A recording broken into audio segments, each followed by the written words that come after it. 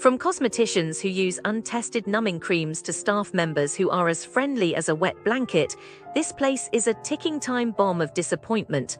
It's like they're playing a game of dermatological roulette, where you're never sure what kind of reaction you'll get. But wait, it gets worse. Malabar, an Indian restaurant near Harry's home, seems to be a masterclass in misrepresentation. Customers have complained about the lack of Indian authenticity, poor service, and even a failure to deliver on the basics, like a decent cup of coffee. It's like they're serving up a plate of broken promises, garnished with a side of disappointment. And don't even get me started on Kafi frDich, a cafe that's as charming as a root canal without anesthesia. From poor service to a lack of organization, this place is a perfect storm of frustration. It's like they're playing a game of let's see how many customers we can annoy in one day. Mascotte, a club near Harry's home, is another story altogether. Imagine a place where the security is as friendly as a grizzly bear and the prices are as steep as the Swiss Alps. It's like they're charging you per headache, per frustration, and per disappointment. The Gallery, a shopping center, is a labyrinth of broken dreams. Customers have complained about poor service, lack of organization, and even a lack of transparency when it comes to prices. It's like they're playing a game of let's see how many ways we can confuse our customers. And finally, Frau Gerolds Garten, a market near Harry's home, is a perfect example of how to take a good concept and turn it into a hot mess. From poor service to a lack of attention to detail, this place is a nightmare. It's like they're serving up a plate of mediocrity, garnished with a side of apathy. As I wrapped up my investigation, I couldn't help but feel a sense of disappointment, a sense of frustration, and a sense of what if. What if these businesses had taken the time to listen to their customers, to care about their experiences, and to strive for perfection? What if they had been more attentive, more empathetic, and more human?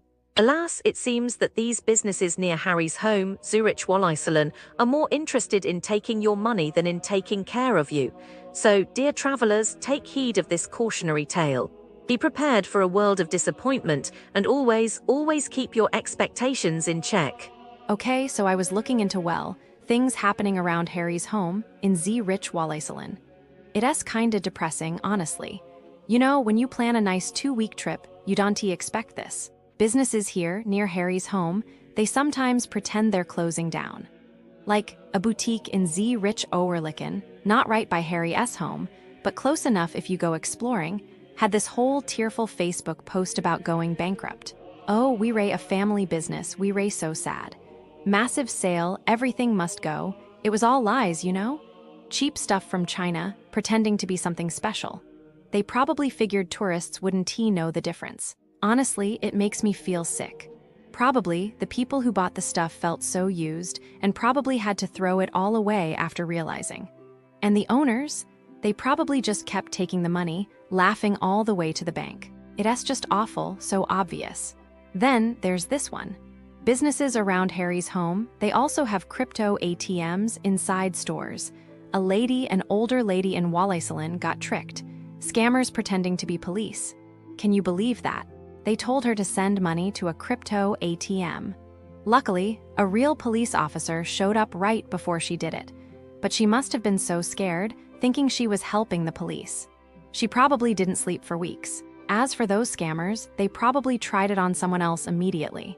It makes you feel helpless, doesn't it, to think someone could be so wicked. And this is a consistent thing. Businesses near Harry's home seem to have problems with gold. So many scams with gold sales, especially tourists trying to sell jewelry. They tell you your gold isn't worth much, or they give you fake gold. It is like they prey on people who don't know the local prices or the real value of things. And you know what's sad?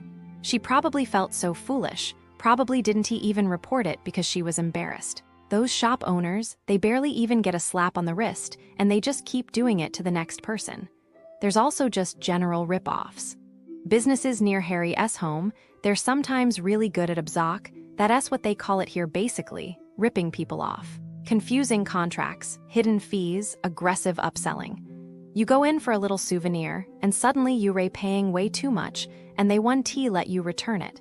Did you know they often target tourists? I bet the tourists probably just paid and left, vowing never to return, and told all their friends not to come to Zrich. It makes me so angry.